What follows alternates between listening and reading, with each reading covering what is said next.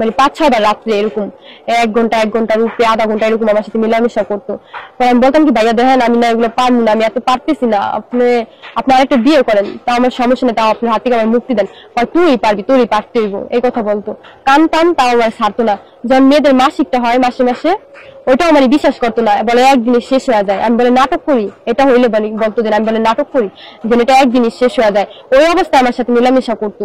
আমি না পারলে মানে কান্না করতাম, তখন আমার মারতো। অনেক খারাপের মতো খারাপ লোক নাই বুঝছেন। আচ্ছা, বিয়ে শাদী করার কতদিন পর্যন্ত আপনি সংসার করতে পারবেন? 2 মাস থেকে একটু কম আছে, 4-5 দিন। পরে সংসারটা ভাঙলো কেন এটা বলেন? সংসারটা ভাঙছে মানে উনি বলতো কি আমার বিয়ের পরে বলে যে যৌতুকে টাকা না দিতে, মানে ওই যে দোকানে মাল উঠাইতে পারে না। হ্যাঁ, অন্যান্য মেয়েরা বলে আমার মতো 18-17 বছরের মেয়ে বিয়ে বসবো ওনার কাছে। হ্যাঁ, বাইরে থাকে ওই মেয়ে বিয়ে বসবো, 3-4 লাখ টাকা দিয়ে ওনার কাছে। আমি বললাম কি আপনারা বলছিলেন যে বিদেশি মেয়েরা ভালো না, হ্যাঁ, তাহলে এখন আপনি আবার বলতেছেন বিদেশি মেয়ে আপনি বিয়ে করবো, আপনি বিয়ে করবেন যৌতুকের টাকা নিয়ে। বলতেছি কি হ্যাঁ, তো তুমি আমার যৌতুকের টাকাই না দাও, হ্যাঁ, আমি আমার দেখো এই যে দোকানে মাল উঠাইতে পারতাছি না, তারপরে এই রুম ভাড়া দিতে পারতাছি না, যে মহল্লা থাকে অনেক দোকান থেকে বাকি করে রাখছে। আপনার বয়স কত? এই 20 বছর। 20 বছর। তারপরে আর কি কি মানে হ্যাঁ বলেন। তারপরে এরকম দিন হলে এরকম মারধর করতো, মানুষের সামনে বলতো কি যে তুমি যদি যাইতে চাও তাহলে আমি তোমার সুন্দর মতো করে তোমার ভাড়া দিয়া গাড়িতে তোমার উঠাই দিয়ে আসবো। হ্যাঁ, আমার পরে যখন মানুষ যার যার রুমে চলে যেত না, পরে আমার কি করতো গেট আটকাই দিত, গেট আটকায় আমার শোয়া এই জায়গায় পাড়া দিত, পাড়া দেওয়া ধরে তারপর বলতো কি আমি এই যে মানুষের সামনে বলছি এলাকা কি তুই যাইতে পারবি, তোর এত সহজে ছাড়মু। হ্যাঁ, এগুলো বলতো। আবার যে তুই যাবি কিভাবে, আমার হাত থেকে এত সহজে তুই ছাড় পাবি না। হ্যাঁ, এই কথা বলা পরে রাত্রে হইলে আপনার আমার মানে ঘুমাইতে দিত না, 4টা-5টা এরকম বাজে যাইতো। এই বলতো কি বলতো যে আমি তো জীবনে বিয়া শাদী করি নাই, হ্যাঁ, আমি তো কুমার, এখন আমার মানে দিনে রাত্রে 6 মাস ধরে আমার নতুন নতুন, হ্যাঁ, আমার মেলামেশা করতে হবে।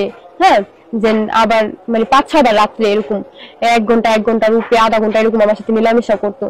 আমি বলতাম কি ভাইয়া দেখেন আমি না এগুলো পারবো না, আমি এত পারতেছি না, আপনি আরেকটা বিয়ে করেন, তাও আমার সমস্যা নেই, তাও আপনার হাত থেকে আমার মুক্তি দেন, তুই পারবি, তোরই পারতে হইব, এই কথা বলতো। কানতাম তাও আমার ছাড়তো না। যখন মেয়েদের মাসিকটা হয় মাসে মাসে, ওইটাও মানে বিশ্বাস করতো না, বলে একদিনে শেষ হয়ে যায়। আমি বলে নাটক করি, এটা হইলে বলতো যে আমি বলে নাটক করি যে এটা একদিনে শেষ হয়ে যায়। ওই অবস্থায় আমার সাথে মেলামেশা করতো। আমি না পারলে মানে কান্না করতাম, তখন আমার মারতো। অনেক খারাপের মতো খারাপ লোক নাই বুঝছেন। আমার পছন্দের মতো আচরণ করতে আপনার সাথে। হ্যাঁ, জানো মনে হয় থেকে ভালো যেন আমার এরকম করছে যেন অন্য কোনো মেয়ের যেন এইভাবে জীবনটা নষ্ট না করে। হ্যাঁ, আর আপনি এই মানে সে বলল যে 10 লাখ টাকা নিয়ে গেছে, 10 লাখ টাকা কিভাবে নিয়েছে আপনার কাছে? আমার বিয়ের আগে বলছেন কোর্ট কাবিন, হ্যাঁ, কোর্ট কাবিন বললে আমার অলিখিত এসে আমি সই নিচ্ছে নিয়ে বলছে যে এটা হলো তোমার আমাদের বিয়েটা হয়েছিল শুক্রবারে। তাই উনি বলছে যে কোর্ট কাবিন করবো তো ওটা মজবুত হবে, তোমার সমস্যা হবে না, এটা হলো তোমার কোর্ট কাবিন হবে। আমি শুক্র শনি তো 2 দিন বন্ধ থাকে সরকারি, তো এটা আমি রবিবার দিন নিয়ে যাই কোর্টে কাজ করে আনবো, এটা আগে সই করো আমার। আমি তো বলছেন তো কান্নাও করছি, আমি বলছি আপনি আমার মুক্তি দেন আপনার হাত থেকে, আমি তো পারতেছি না। উনি বলতো যে আমার মারতে হবে, বলছেন তোমারই পারতে হবে, তুমিই পারবা। এই মানে 4-5 বার। তো আমি তখন আমার মানে আমার আম্মু তো ছিল না, আমার আম্মু বিয়ের ভিতরে ছিল না।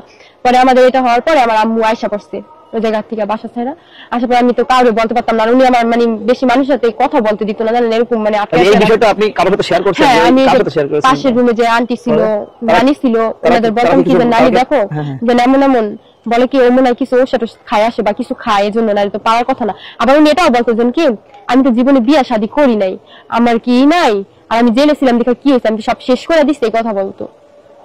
আচ্ছা, আপনি মানে একজন মানে অল্প বয়সের একটা মেয়ে মানুষ, মাত্র 20 বছর বয়স, কিন্তু 60 বছর বয়সের লোককে বিয়ে যে আপনি করলেন, আপনি তো আইনের আশ্রয় নিতে পারতেন, সেটা না করে আপনি মানে আমার ভয় দেখাইছে। আমার কাছে ওর কিছু রেকর্ডিং আছে, আমি দেখানো যাবে এখানে নাই, ওটা আমার আন্টির ফোনে রাখা দিচ্ছি যে আমি টাকা পয়সা আনি নাই, আমি চলে আসলে উনি কি করবে। হ্যাঁ, কিচ্ছু যে দেয় নাই এরকম সব কিছু আমার কাছে।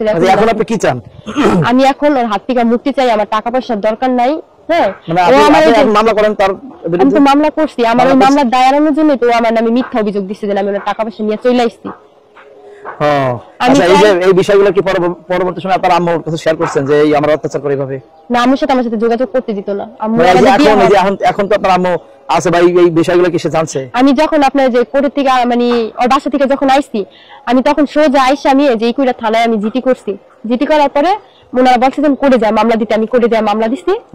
মামলা দেওয়ার পর কয়েকদিন পরে উনি বলতেছে যে আমি টাকা পয়সা নিয়ে আসছি। হ্যাঁ, এই কথা শুনি না আমি আবার ওই ইকুরা থানা থেকে পুলিশ নিয়ে গেছে, নিয়ে যাওয়ার পর উনি বলতেছে যে কান্না করতেছে, মানে কি বলবো, উনি কিছু জানে না, কান্না করতেছে। পরে আমার পুলিশ জিজ্ঞাসা যে তুমি কি চাও, আমি বলছি কি স্যার দেখেন আমি ওর হাত থেকে মুক্তি চাই, একটা খারাপ জানোয়ারের চেয়ে বেশি খারাপ। পরে বলতেছে তোমার কি কি আছে, হ্যাঁ আমি বলছি আমার কাপড় চাপড় আছে। আচ্ছা আপনি কি টিকটক করতেন?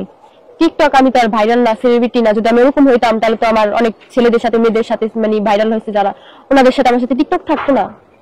আমি তো এতটা না, মাঝে মধ্যে দুই একটা বানাইতাম। আপনার আম্মু কোথায় গেল? আপনার আম্মুর সাথে একটা ভিডিও নিতে হবে। এখন আমি মানে কি বলবো, ও যে মামলাটা দিচ্ছে না, আমি মামলা দেওয়ার পরেই, কিন্তু আগে তো দেয় নাই, কত মানে 15 দিন পরে মনে হয় মামলাটাও করছে, মিথ্যা অভিযোগ, যাতে আপনি মানে ও মামলা থেকে বাঁচে আর কি কারণে। হ্যাঁ কিন্তু আমার কাছে তো রেকর্ডিং আছে যে আমি যদি আয়সা করি উনি আরো কিছু বলবো। আমি এটাও বলছি যে আমাদের যে ফাঁসাইছেন এই যে 10 লাখ টাকা, উনি বলছে যে তোরে ফাঁসাইছি, হ্যাঁ আমি বলছি যে আপনি যে বললেন যে এই 10 লাখ টাকা আমার দেন নাই, তারপরে এটা সই নিছেন, পরে বলতেছে যে এটাও তো বলমু, মামলা মিথ্যাই হয়, সত্য তো হয় না, হ্যাঁ আরো কিছু বলমু, টাকা চুরি, গহনা।